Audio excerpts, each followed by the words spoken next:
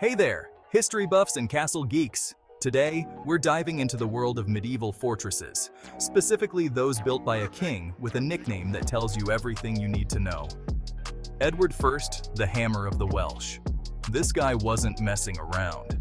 Edward I ruled England from 1272 to 1307. He was a tough ruler, a skilled warrior, and a man who knew how to make a statement. That statement often came in the form of massive, imposing castles. He wasn't just a builder, he was a conqueror. Edward set his sights on Wales, a land that had resisted English rule for centuries. He didn't just want to conquer Wales, he wanted to make sure it stayed conquered. That's where the castles come in. Edward launched a massive castle-building campaign in Wales, creating some of the most impressive fortifications the world has ever seen. These weren't just military bases, they were symbols of power, designed to intimidate and subdue the Welsh population. Wales wasn't exactly a welcoming place for an English king. For centuries, the Welsh had fought tooth and nail to maintain their independence. They were fierce warriors, fighting for their land and their way of life. Edward I wasn't the first English king to try and tame Wales, but he was the most determined.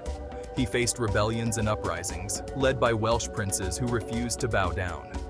The castles were Edward's answer to this resistance. They were strategically placed to control key routes, harbors, and resources. They served as bases for his armies, allowing him to project his power throughout the region. More than that, the castles were a psychological weapon.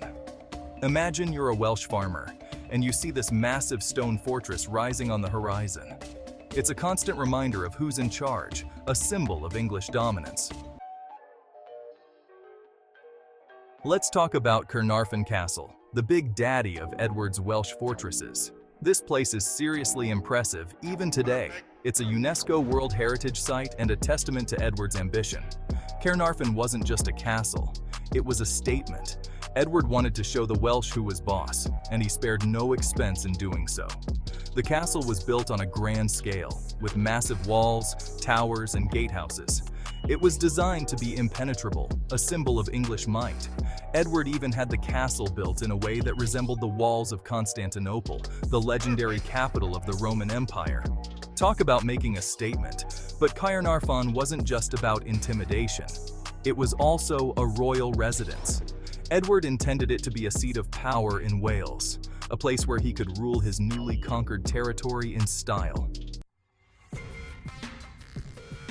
Next up, we've got Conwy Castle, another one of Edward's masterpieces.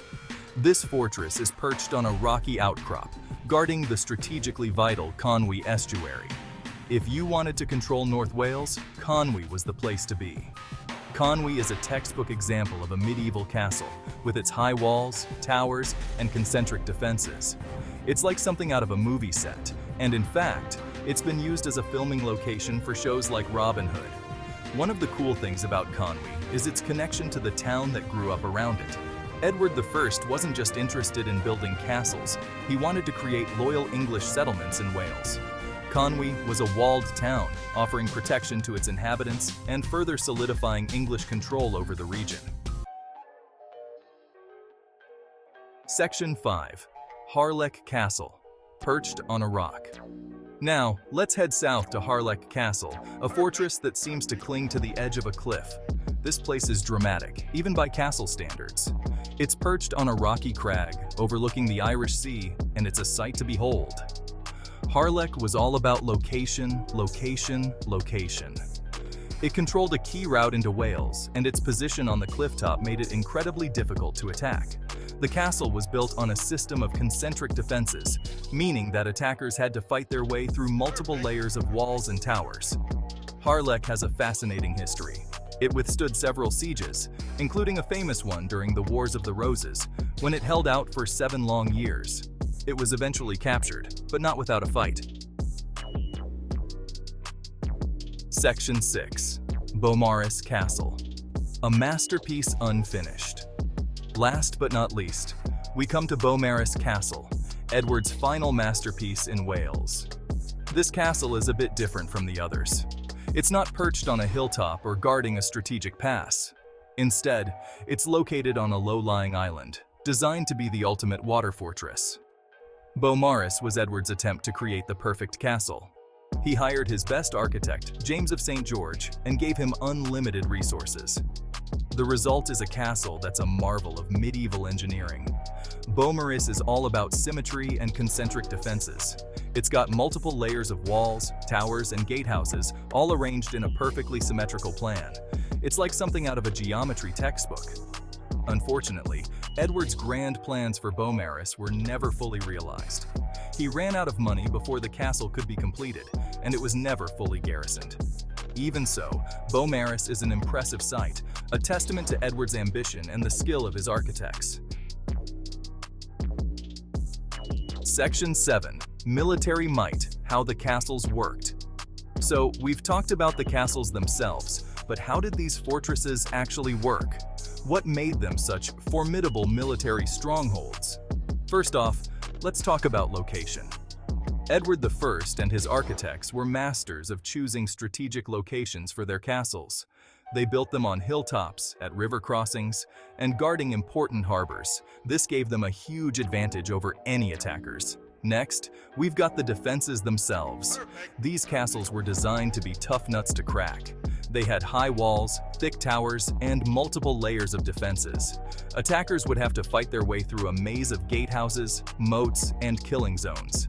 Inside the castles, you'd find everything you'd need to withstand a siege. There were storehouses for food and water, barracks for the soldiers, and stables for the horses. These castles were like self-contained fortresses, capable of holding out for months if necessary. Section 8. Secrets in Stone: Hidden Features and Stories. Now, let's dig a little deeper and uncover some of the secrets hidden within these stone walls. Every castle has its stories, its legends, and its hidden features. For example, did you know that Caernarfon Castle was rumored to have a secret passage that led directly to the nearby river? This would have allowed the castle's defenders to escape or bring in supplies even if the castle was under siege. Or how about Conwy Castle, which had a series of guardrobes or toilets built into the walls? These toilets emptied directly into the moat below, which must have made for a rather unpleasant experience for anyone trying to attack the castle. And then there's Harlech Castle, which is said to be haunted by the ghost of a Welsh princess who died within its walls. Legend has it that her cries can still be heard echoing through the castle at night. Section 9. Living History: The Castles Today. Today, Edward I's castles are no longer the imposing military strongholds they once were. Instead, they've become popular tourist destinations, attracting visitors from all over the world. You can explore the castles, walk the ramparts, and imagine what life was like back in medieval times. Many of the castles have been restored and now house museums where you can learn more about their history. They also host events and reenactments, bringing the past to life. You can watch knights in shining armor clash swords, listen to medieval music, and experience what it was like to live in a time of castles and conquests. Visiting these castles is like stepping back in time. They're a reminder of a bygone era, a testament to the skill and ingenuity of the people who built them. Section 10. Edward's Legacy: Stones and Stories. King Edward I, the Hammer of the Welsh, left a lasting mark on Wales, and his castles are the most visible reminder of his reign. These fortresses, built to subdue a rebellious land, have become iconic symbols of Wales itself. They stand as testaments to medieval engineering, military strategy, and the sheer ambition of a king who sought to reshape a nation. But they're more than just piles of stone and mortar. They're repositories of history, legend, and human drama. Within their walls, battles were fought, sieges were endured, and lives were lived. They've witnessed triumphs and tragedies, power struggles, and moments of quiet beauty. Today, they stand as silent witnesses to the past, inviting us to explore their secrets and imagine the stories they could tell. So, next time you see a picture of a majestic castle, remember the people who built it, the battles fought within its walls, and the legacy that continues to inspire and awe us centuries later.